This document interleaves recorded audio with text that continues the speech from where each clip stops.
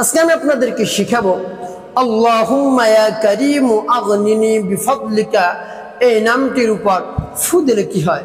আমি আবারও বলছি, আল্লাহুম্মা ইয়া কারীমু আগনিনি বিফাদলিকা এই নামটির উপর ফু দিলে কি হয়। খুবই দামি এবং গুরুত্বপূর্ণ আমলটি। এই আমলটি আপনি শিখে রাখুন, আপনার কাজে লাগবে। এই দোয়াটি আমি আপনাদেরকে সহজেই শিখিয়ে দেব, সহজেই বলে দেব, আপনারা অতি সহজেই এই ছোট্ট দোয়াটি পাঠ করতে পারবেন। এই ছোট্ট দোয়াটির অনেক গুরুত্ব, অনেক দাম। এই ছোট্ট দোয়াটির মধ্যে অনেক শক্তি মহান রব্বুল আলামিন রেখেছেন। এই দোয়াটি পাঠ করে যদি আপনি ফু দিতে পারেন, অবশ্যই আপনি উপকৃত হবেন, আপনি লাভবান হয়ে যাবেন ইনশাআল্লাহ। তো প্রিয় ভাই বোনেরা, এই আমলটা আপনি কখন কিভাবে করবেন, কোন নিয়মে করবেন, আমল করে আপনি কিভাবে উপকৃত হবেন, আমি শুরু থেকে শেষ পর্যন্ত আপনাদেরকে বলে দিচ্ছি। আপনারা অতি সহজেই আমলটি করতে পারবেন।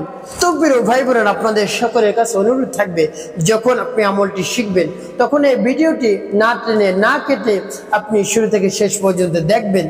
তাহলে অবশ্যই সঠিক নিয়মে সঠিক পদ্ধতিতে আপনি দামি গুরুত্বপূর্ণ আমলটি শিখতে পারবেন। আর যদি ভিডিওটি কেটে কেটে টেনে টেনে দেখেন, তাহলে আপনি সঠিক নিয়মে সঠিক পদ্ধতিতে আমলটি আপনি করতে পারবেন না, অনেক জায়গায় বাদ পড়ে যাবে। এই জন্য সঠিক নিয়মে সঠিক পদ্ধতিতে শেখার জন্য ভিডিওটি না টেনে না কেটে আপনি দেখুন, অবশ্যই আপনি শিখতে পারবেন। তো প্রিয় ভাই বোনেরা, আমলটি আপনি কখন করবেন?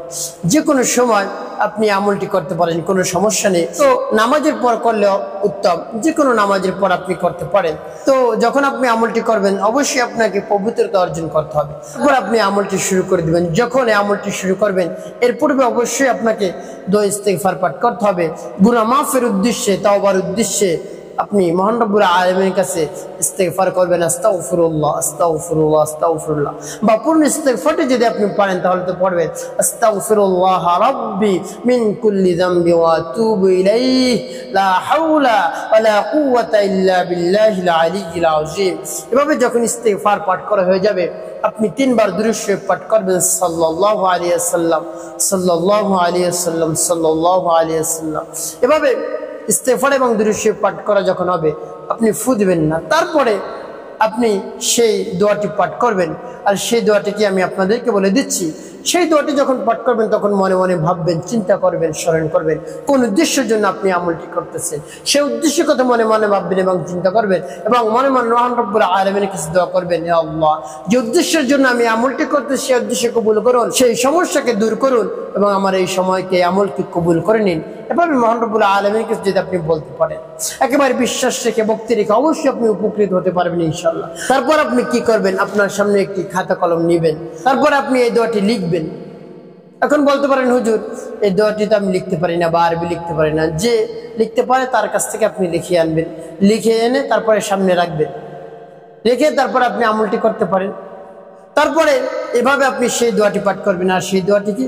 বিসমিল্লাহির রহমানির রহিম আল্লাহুম্মা ইয়া কারীম আগনিনি بفضلك عن حرامك بفضلك عمن سواك بسم الله الرحمن الرحيم اللهم يا كريم أغنني بفضلك عن حرامك بفضلك عمن سواك بسم الله الرحمن الرحيم اللهم يا كريم أغنني بفضلك عن حرامك بفضلك عمن سواك।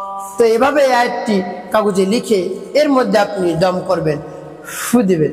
তো এভাবে এই দোয়াটি লিখে ফু দিয়ে কি করবেন আমি আপনাদেরকে বলে দিচ্ছি।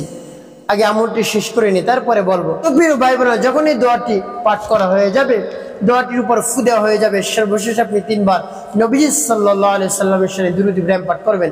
আল্লাহুম্মা সাল্লি আলা মুহাম্মাদ ওয়া আলা আলি মুহাম্মাদ কামা সাল্লাইতা আলা ইব্রাহিম ওয়া আলা আলি ইব্রাহিম ইন্নাকা হামিদুম মাজিদ। আল্লাহুম্মা বারিক আলা মুহাম্মাদ ওয়া আলা আলি মুহাম্মাদ কামা বারাকতা আলা ইব্রাহিম ওয়া আলা আলি ইব্রাহিম ইন্নাকা হামিদুম মাজিদ। তো এভাবে যখন দুরূদ শরীফ পাঠ করা হয়ে যাবে, 2টি ফু সেই কাগজের মধ্যে দিবেন। তো প্রিয় ভাই বোনেরা, এভাবে করে আপনার আমলটি করা হয়ে গেল। এখন এই লেখা কাগজ আপনি কি করবেন?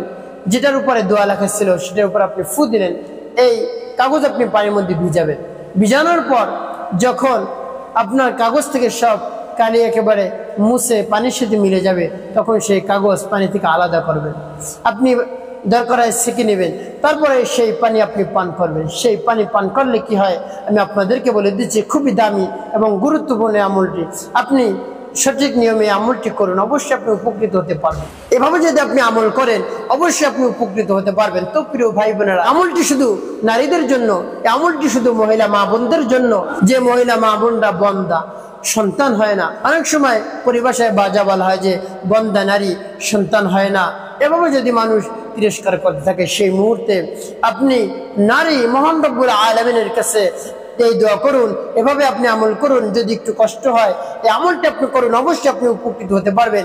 এভাবে সেই দোয়াটি কাগজে লিখে তারপরে সেই কাগজ পানির মধ্যে ভিজিয়ে সেই পানি আপনি 21 দিন পর্যন্ত পান করবেন। মহান রব্বুল আলামিনের উপর পূর্ণ বিশ্বাস থেকে আস্থা রেখে ভক্তি রেখে আপনি এই পানি পান করবেন। আপনি মহান রব্বুল আলামিনের কাছে বলবেন, হে আল্লাহ, আপনি হলেন সর্বশক্তিমান, আপনার শক্তির বাইরে কিছুই নেই, আপনি সবকিছু আমাদেরকে দান করে থাকেন।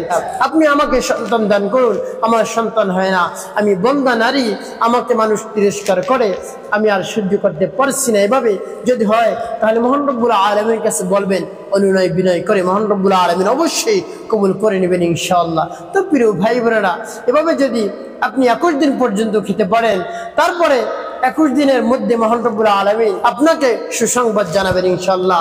আপনি হামেলা হবেন, আপনি গর্ভবতী হয়ে যাবেন ইনশাআল্লাহ। তো প্রিয় ভাই বোনেরা, মহান রব্বুল আলামিনের উপর বিশ্বাস রেখে আমলটি করুন, অবশ্যই আপনি উপকৃত হতে পারবেন। প্রিয় ভাই বোনের, একটি কথা আপনাকে মনে রাখতে হবে, সেটি হলো 5 ওয়াক্ত নামাজ আদায় করতে হবে। মিথ্যা কথা কখনো বলা যাবে না, এই পবিত্র জবান অপবিত্র করবেন না কখনো।